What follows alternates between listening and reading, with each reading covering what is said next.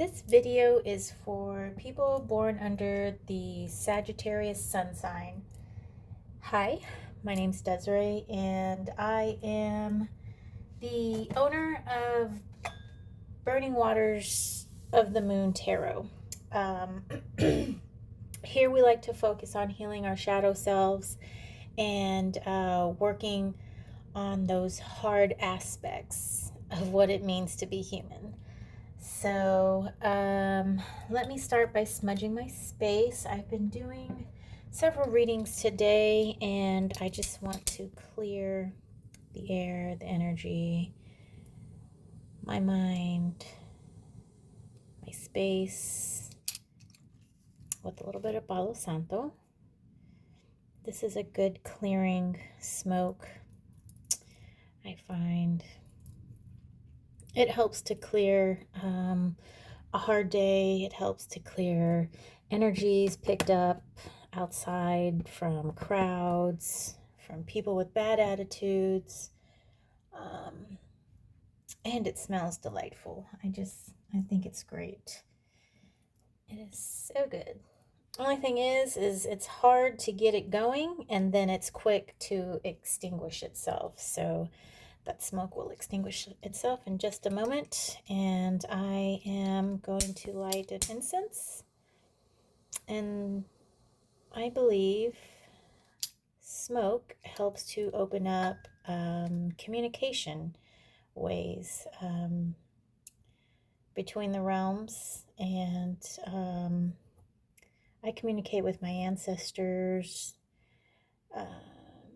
nature, the moon, and I think I might crack a window too.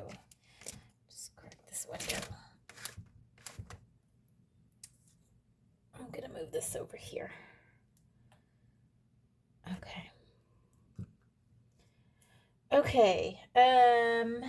All right, Sagittarius Sun. So today I've been using a new tarot deck. What is it? The Mind's Eye by Olivia Rose. I've been showing off the artwork in all of the videos, and so Sagittarius, you are no different. So Olivia Rose, I believe, started out drawing, I think she did an oracle deck for on Kickstarter, and I think she's done two, maybe three oracle decks, and this deck, which is tarot, got picked up by US Games, and it's a mass market deck. So I just recently acquired it, and I like it. The cards shuffle nicely. The artwork, of course, is beautiful, and the only thing is the cards themselves, if you're interested in this, they're a bit slippery. So they have just a sleek feel, even though the card itself is textured. There's still a sleekness that allows the cards to shift and slide against one another. So Sagittarius Sun, let's see what's going on with you today. That was a nice shuffle. Okay. 3, 4. Okay, we'll do 4. Okay. Okay. Knight of Swords.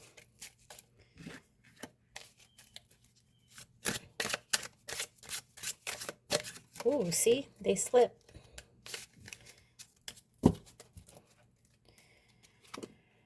Nine of Pentacles, Seven of Pentacles. Okay, air, earth, earth. Knight of Swords. He is a card, or she, rather. They. He, she, they. This card is a card of mental swiftness, mental action, just quick thinking. Nine of Pentacles. This is a card of attainment. You've sort of gathered all that you've wanted.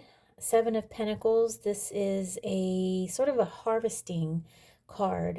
You've already planted everything, and this is your reap. This is your reap. The Seven of Pentacles, though, is in reverse. So either either you have not reaped what you sowed, or what you have sown is not ready, or it's not going to come into fruition, though it seems like you're content with that. So okay, so something you've been thinking about for a while. I think you feel that you came to a decision, but yet you're not quite sure if that's the right decision for you. You're wondering if what you're thinking is, you're wondering if what you are contemplating, this idea that you have, you wonder if it's going to come to fruition. So we're going to get some more information on these cards, and for that I'm going to use Tarot of the Abyss. This is a newer deck as well, recently acquired by myself and also recently put out into the market, and I believe this is a US Games deck as well. So Four of Cups flew out. I don't usually do cards. Oh, and then Queen of Swords was presented itself in reverse. Four of Cups is in reverse as well. I don't usually do fly out cards, but they're just flying out for some reason. I usually like to flip them like a page of a book. So here we have Four of Cups, Queen of Swords, Seven of Wands. So we have,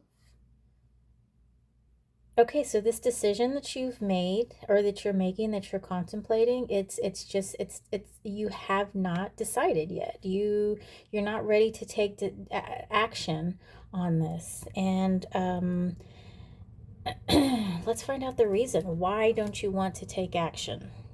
Because Knight of Swords is a guy who wants to take action, but these cards around us are telling that she shouldn't take action. Ten of Swords, lots of thinking, death, some change. Three of Cups.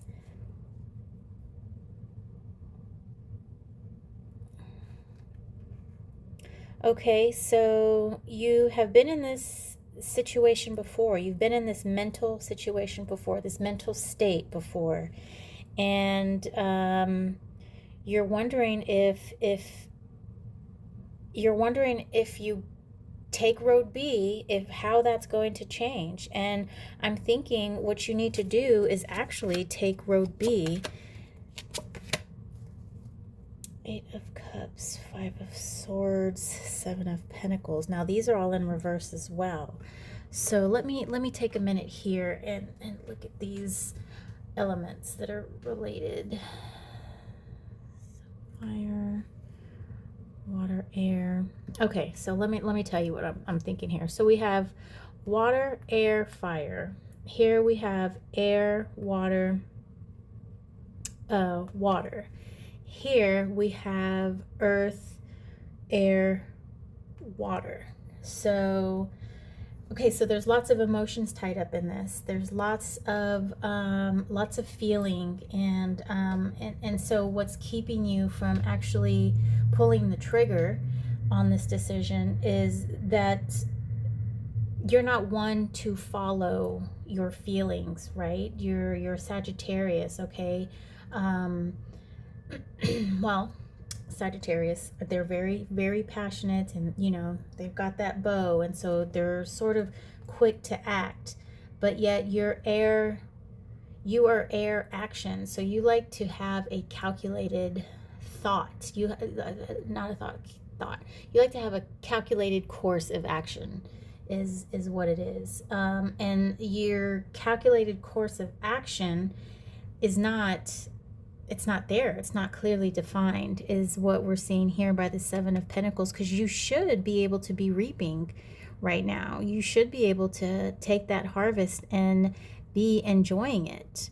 But for some reason, you're just being held back by your emotions. And with this Three of Cups in reverse here, perhaps it has something to do with a group, a friend group, a family group. And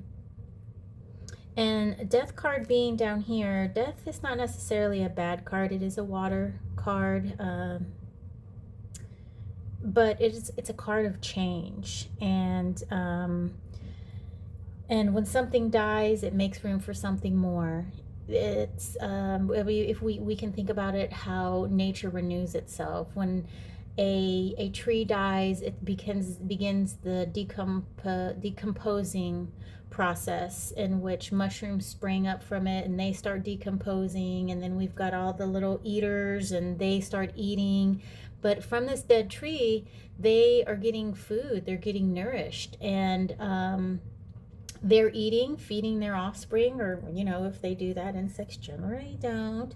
But this tree is providing nourishment back into the earth.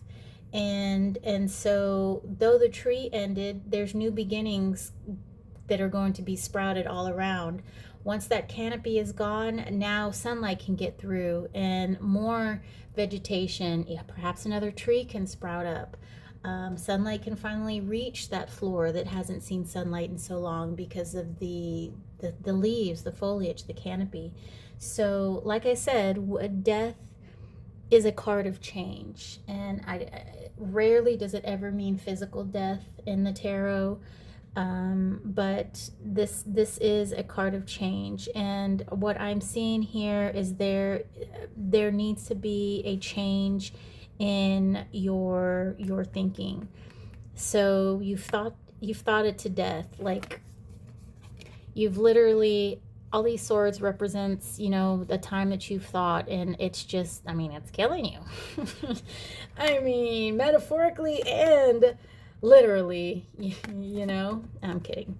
But yes, it's time to release that thought. So, I've had a lot, that's been a common theme today between a lot of the signs, is they are kind of stuck in this thought process, this sort of feeling of a cage of our thoughts, like the Eight of Swords, how in that card, let me see if I can pull it out really quickly. The Eight of Swords is a card of an individual standing around a whole bunch of swords, and she's tied up, but if you look closely, that tie that binds her is not really all that tight, and the swords that are around her that are keeping her caged in, if she would just sort of become conscious and open her eyes, she would see that there's a way out.